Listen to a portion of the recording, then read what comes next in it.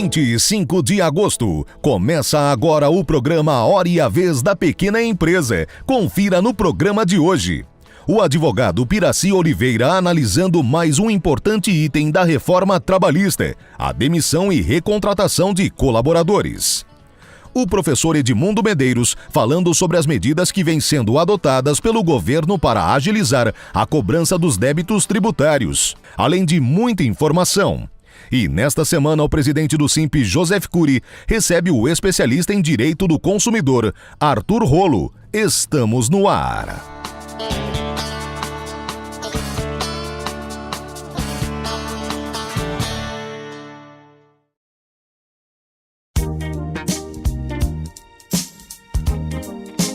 Simp, 30 anos ao lado da micro e pequena indústria.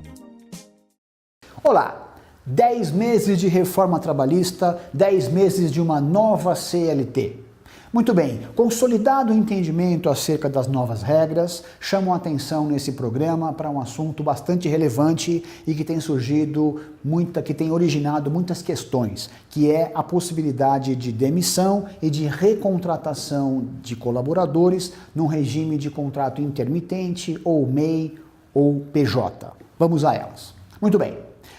Se há uma demissão de um empregado por força de uma regra criada pelo Ministério do Trabalho e Emprego, a admissão nova não pode acontecer num prazo inferior a 90 dias. CLT para CLT deve haver no mínimo 90 dias de prazo, 90 dias mais um, para que não haja a configuração de fraude em relação ao levantamento do fundo de garantia e ao recebimento do seguro-desemprego. Passados 90 dias, 90 mais um, pode ser contratado no mesmo regime CLT. Vale, nesse caso, a unicidade contratual. É como se o empregado estivesse contando o prazo de todo o tempo trabalhado. Muito bem, a CLT, por sua vez, estabelece que se a recontratação se der por um espaço superior a 6 meses, portanto 6 meses e um dia, há um novo contrato. Havendo um novo contrato CLT, ele pode inclusive se dar com um salário menor, numa condição inferior, obviamente pode menos, pode mais, então há um novo contrato fugindo-se da unicidade contratual. Entretanto, o que tem gerado dúvida no mercado em especial é a demissão de um funcionário e a recontratação desse mesmo colaborador num regime de MEI ou de PJ ou de intermitente.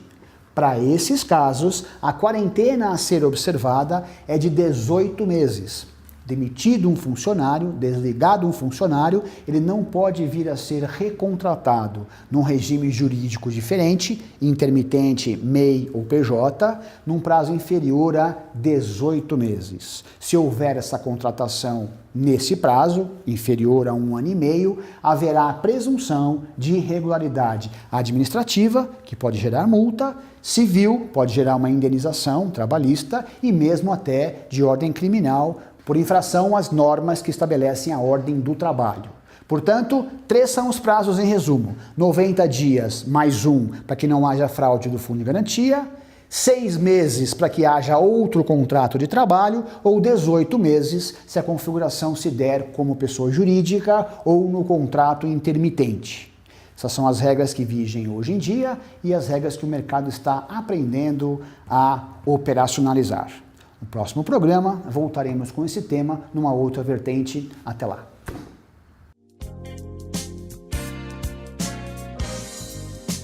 As primeiras eleições no Brasil aconteceram em 1821. Foi a escolha de 72 representantes brasileiros junto à corte portuguesa. Naquela época, o Brasil ainda era uma colônia de Portugal. Os eleitores não eram muitos, só podiam votar os homens alfabetizados e livres. Os escravos e as mulheres ficavam de fora, além dos homens que eram donos de terras.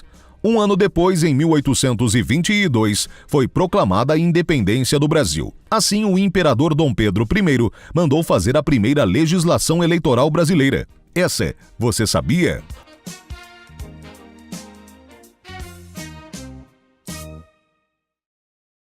A cobrança de débitos tributários tem passado por um constante processo de modernização. E um dos principais elementos deste processo diz respeito à digitalização de processos. totalmente físicos, em papel, e que agora são digitalizados, podem inclusive ser consultados, tramitam, possibilitam o protocolo, tudo isso de forma digital, por internet. A principal consequência dessa modernização é a tramitação mais célere desses processos. E isso, evidentemente, tem impactado a cobrança dos créditos tributários. Além da digitalização, outras medidas têm sido adotadas tanto pelo governo federal quanto pelo governo de alguns estados. Por exemplo, no estado de São Paulo, recentemente, a Procuradoria-Geral do Estado desistiu de mais de 600 mil execuções fiscais, cujo valor era inferior a 30 mil reais. No âmbito federal, isso acontece com débitos em cobrança cujo valor não excede 20 mil reais. O objetivo com esse tipo de medida é qualificar o tempo empregado pelos procuradores na cobrança da dívida tributária. Em alguns casos, dívidas de milhões de reais tramitam anos a fio em razão da alta carga de trabalho, de processos que é posto sob a responsabilidade de cada procurador, seja ele um procurador estadual ou federal. Essa medida não inibe a adoção pelos governos estadual e federal de meios alternativos para a cobrança de dívidas de pequenos valores.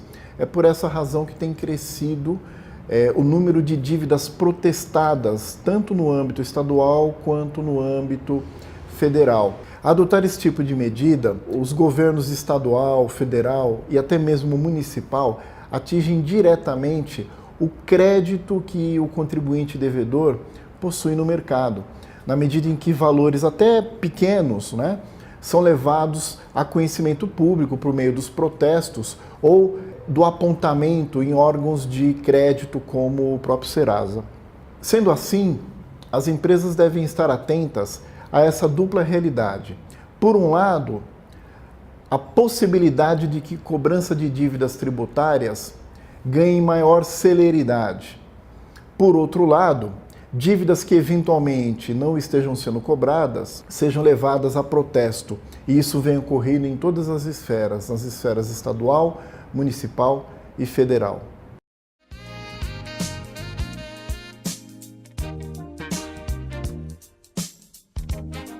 A 92ª edição da Festa de Nossa Senhora de Aquiropita acontece no bairro do Bexiga nos finais de semana, até o dia 9 de setembro. A festa é uma homenagem à padroeira do bairro e busca reavivar a cultura da Itália, tão inerente em nosso país. O evento gastronômico deve receber cerca de 250 mil pessoas dispostas a aproveitar o melhor da culinária, dança e música italianas. Elas ficam instaladas nas ruas 13 de Maio, São Vicente e Doutor Luiz Barreto. Não deixe de prestigiar.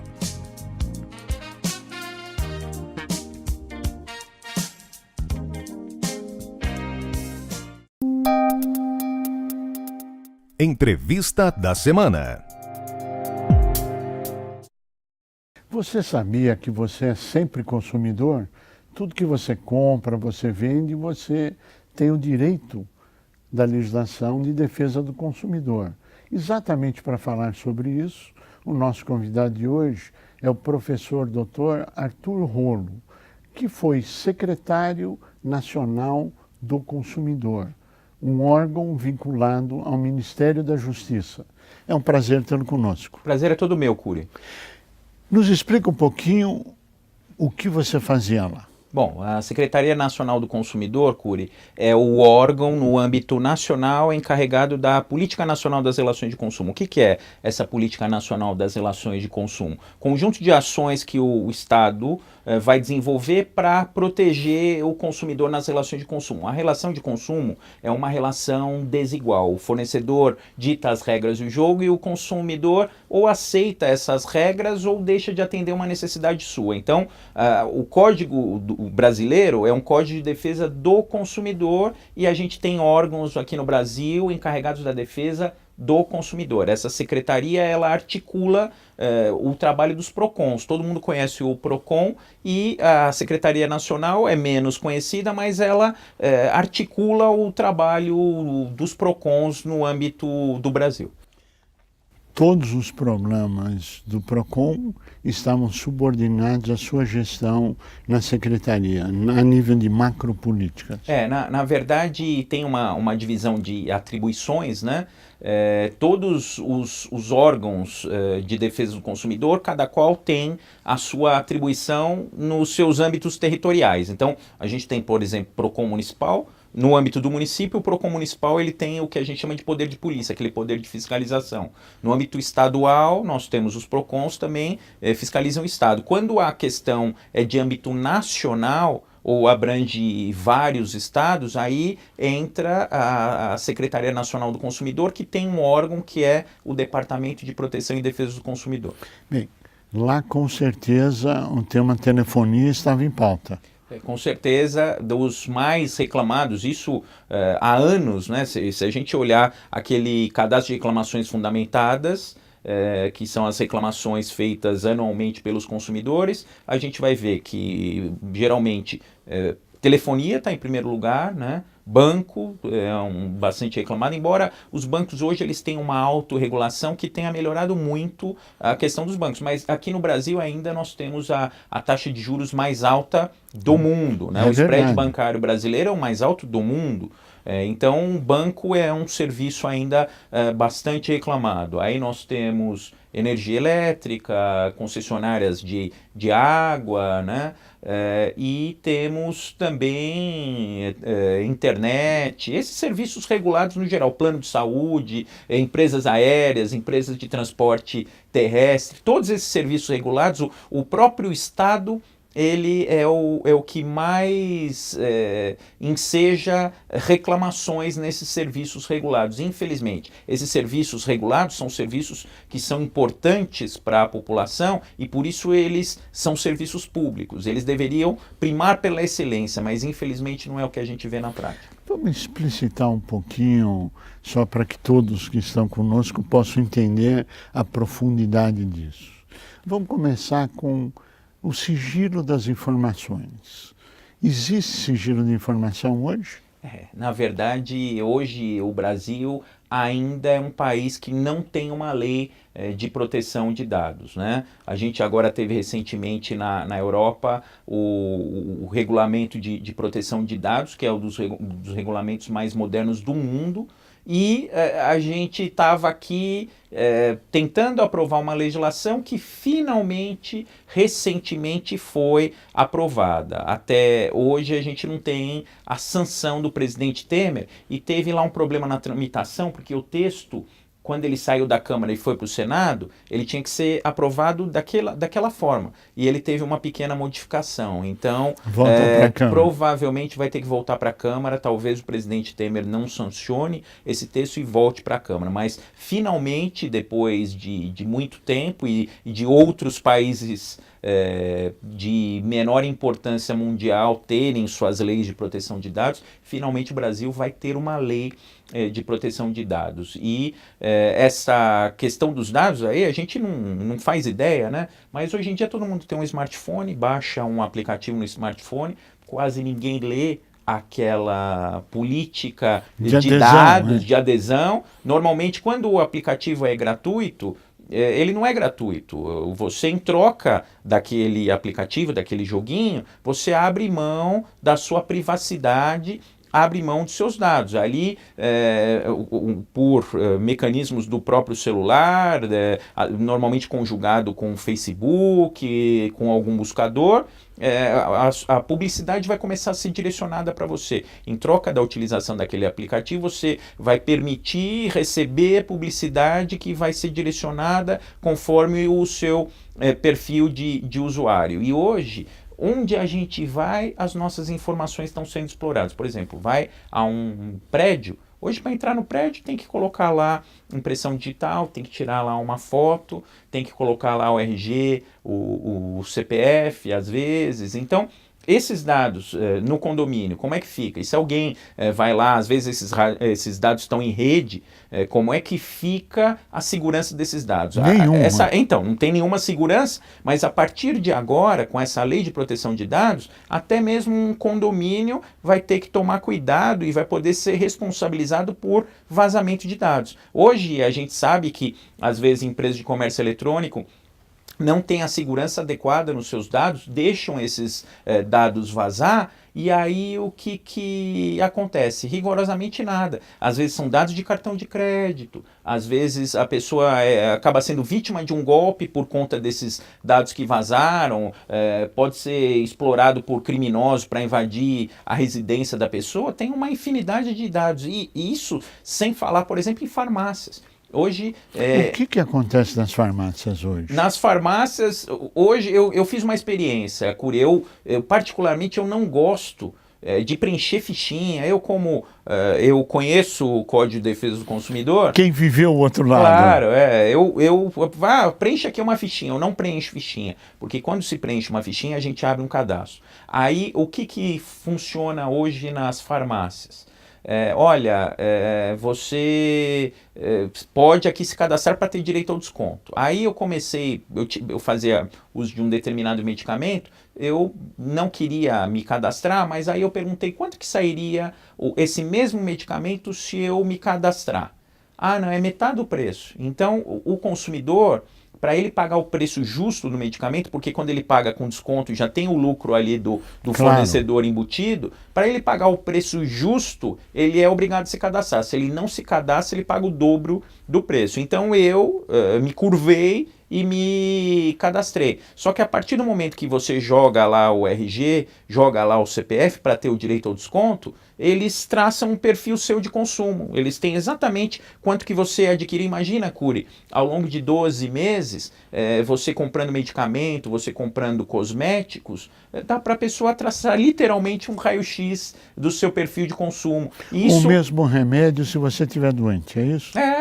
Dá para saber a sua doença a partir do medicamento que você usa, dá para saber, por exemplo, se você gosta, porque hoje a maioria das farmácias tem cosméticos, dá para saber se a pessoa gosta de cosméticos, e hoje tem isso para supermercado, tem isso em qualquer lugar que você vai hoje, você digita o seu CPF e eles têm acesso ao seu histórico de consumo e, como se diz no popular, a gente é aquilo que a gente consome. Então dá para saber exatamente, tem um perfil de renda, por exemplo, o sujeito que gasta mais de R$ 1.500 na farmácia por mês, já dá para ele segmentar uma publicidade mais direcionada, e a lei de proteção de dados que está aí pendente de sanção, ela diz o seguinte: a partir do momento que você dá os seus dados para aquela finalidade, é exclusivo para aquela finalidade. Então, se eu dei o meu dado para a farmácia com essa lei de proteção de dados não vai poder passar isso para parceiros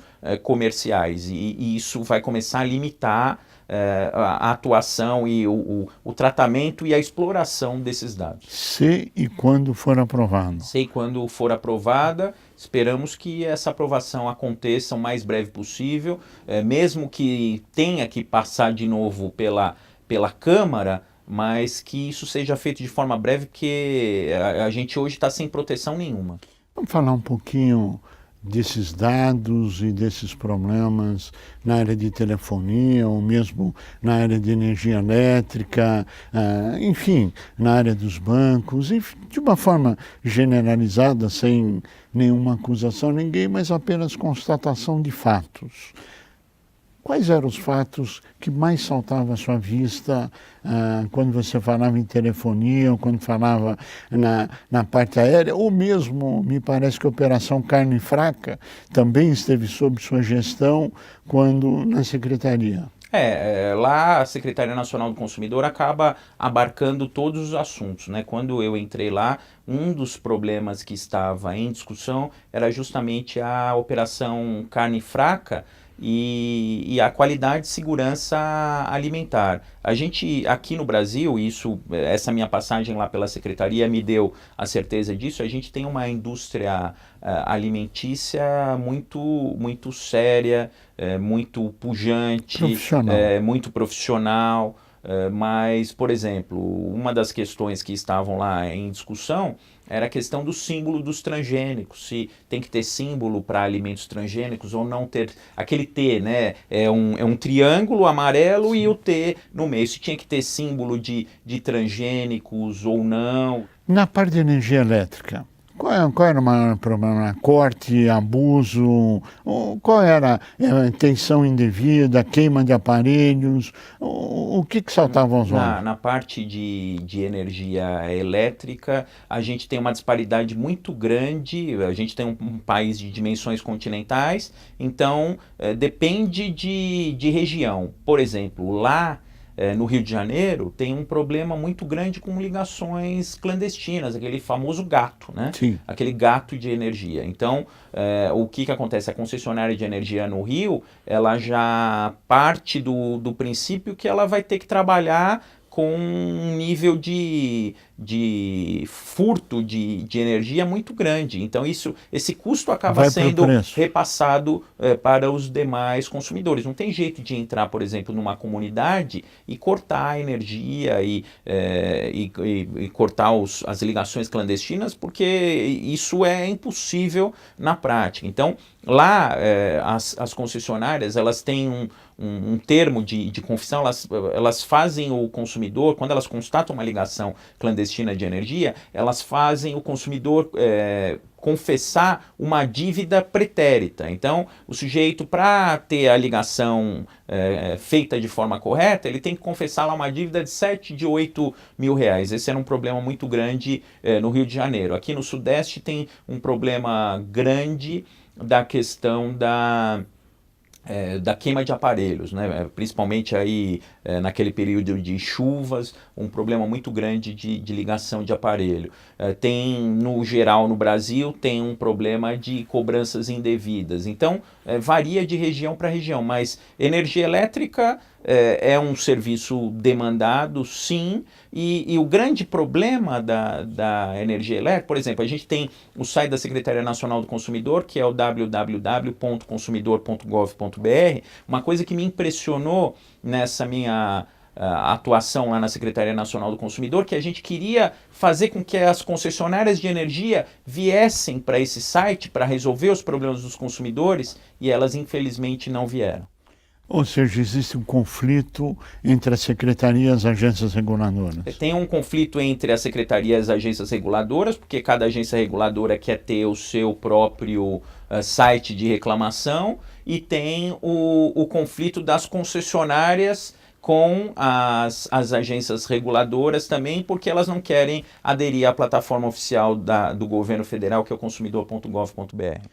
Arthur Rollo, nós agradecemos muito a sua participação e eu pediria suas considerações finais. Eu queria agradecer aqui a oportunidade de estar no seu programa, Cury, e dizer o seguinte: todos nós somos consumidores e vale a pena conhecer os direitos dos consumidores. Nós temos vários sites com direitos dos consumidores para vocês pesquisarem. E dá uma olhadinha lá no consumidor.gov.br, que vale a pena quando tiver alguma reclamação. A você que esteve conosco, o nosso mais profundo agradecimento, com a certeza que estaremos juntos na semana que vem. Até lá!